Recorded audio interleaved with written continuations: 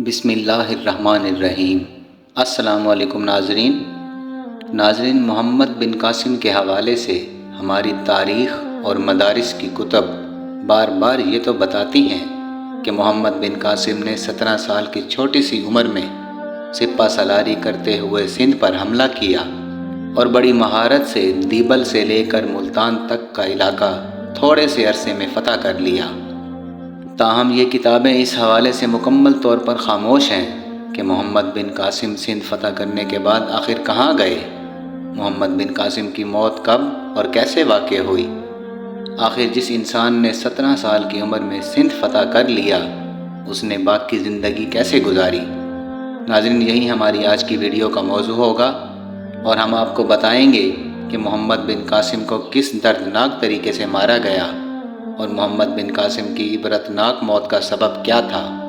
ناظرین، محمد بن قاسم کا پورا نام عماد الدین محمد بن قاسم تھا، جو بنو امیہ کے ایک مشہور اور ظالم سپہ سالار حجاج بن یوسف کا بھتیجا تھا۔ محمد بن قاسم نے 17 سال کی عمر میں سندھ فتح کر کے ہندوستان میں اسلام کو متعارف کروایا۔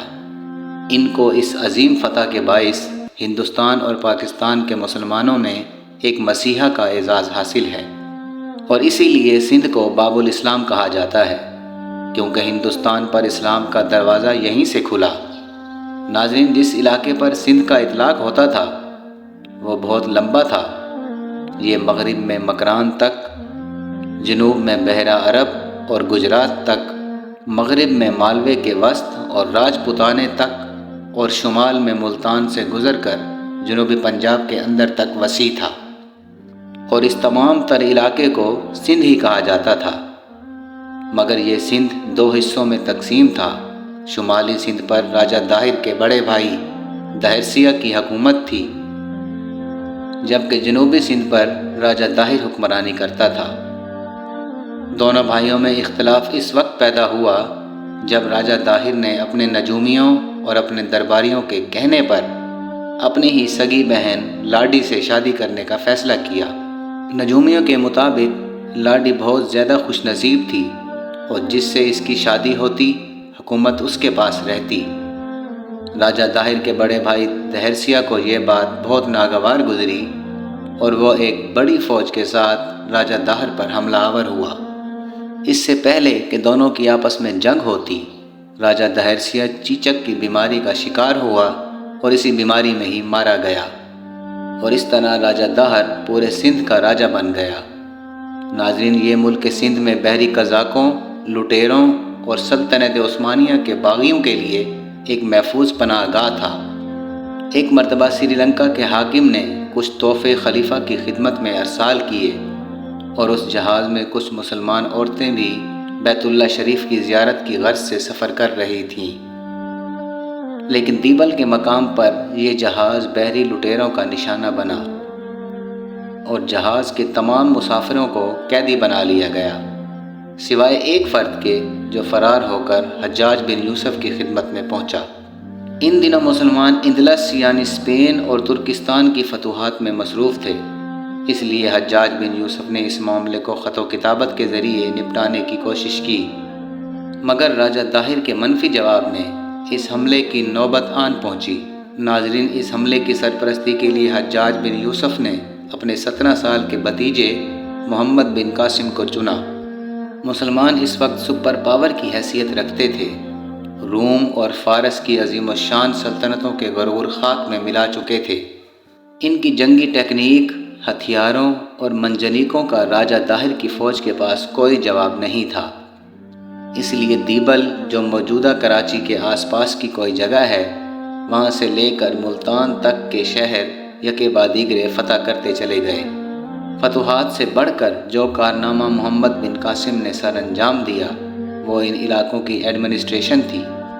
اس نے فتح کے اگلے روز ہی یہ اعلان کروا دیا کہ جو آدمی اپنے مذہب پر قائم رہنا چاہتا ہے، اسے اپنے مذہبی طور طریقے اپنانے کی مکمل آزادی حاصل ہے۔ اس کے علاوہ مندروں اور گرجوں کا سالانہ وظیفہ بھی بیت المال سے مقرر کیا۔ وہ اب عوام الناس میں اتنے زیادہ مقبول ہو گیا کہ شہر کے لوگوں نے ان کی یاد میں شہر کے بیچوں بیچ ان کا مجسمہ تعمیر کروایا۔ ناظرین، اب شروع ہوتا ہے اس کہانی کا تاریخ باب۔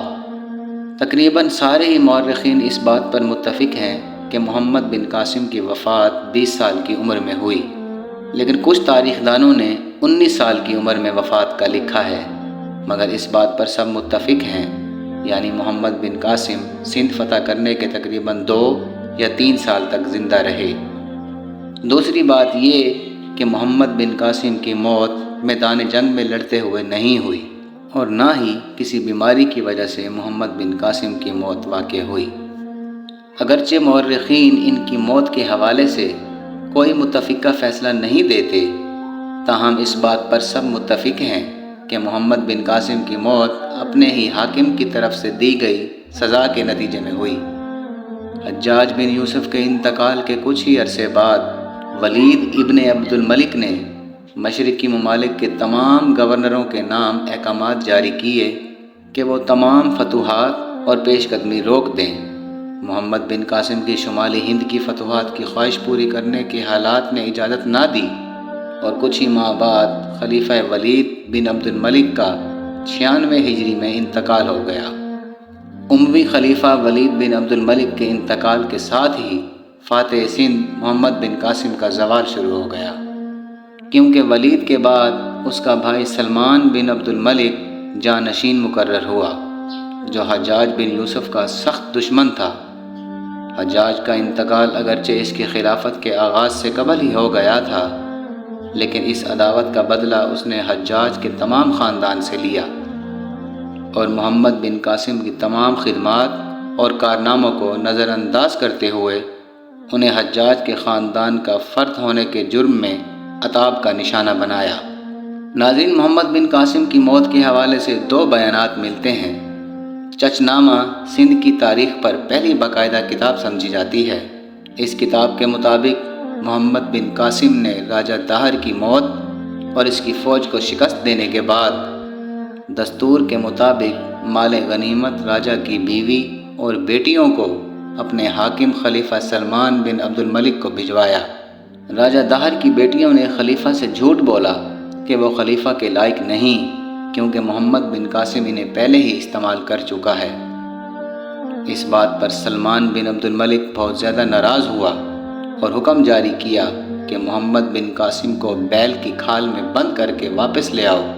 اس حکم پر عمل ہوا اور محمد بن قاسم کو بیل کی کھال میں بند کر کے گھوڑوں کے پیچھے باندھ کر گھسیٹتے ہوئے واپس لایا جا رہا تھا کہ دم گھٹنے سے محمد بن قاسم کی راستے میں ہی دردناک طریقے سے موت واقع ہو گئی۔ بعد میں خلیفہ کو راجہ طاہر کی بیٹیوں کا جھوٹ معلوم ہو گیا اور اس نے ان لڑکیوں کو بھی زندہ دیوار میں چنوا دیا۔ ناظرین، محمد بن قاسم کی موت کا دوسرا بیان البلادری کی کتاب فتوح البلادان سے بیان کیا جا رہا ہے، جس کے مطابق 714 عیسوی میں حجاج بن یوسف کی موت کے بعد سلمان بن عبد الملک نے حکومت سنبھالی۔ وہ حجاج بن یوسف کو سخت ناپسند کرتا تھا۔ اس نے عنان حکومت سنبھالتے ہی حجاج کے منظور نظر افراد کو قید کروایا، چنانچہ محمد بن قاسم کو بھی قید کر دیا گیا۔ قید کے دوران ہونے والے تشدد کے نتیجے میں محمد بن قاسم کی موت واقع ہو گئی۔ ان دونوں ہی بیانوں کے مطابق حاکم وقت ہی اس عظیم فاتح کی اذیت ناک موت کا سبب بنا۔ ناظرین، اس امید کے ساتھ اجازت دیجیے کہ آپ کو ہماری ویڈیو پسند آئی ہوگی۔ انشاءاللہ بہت جلد آپ کی خدمت میں ایک نئی تاریخی اسلامی ویڈیو کے ساتھ حاضر ہوں گے۔ تب تک کے لیے اجازت دیجیے۔ اللہ حافظ۔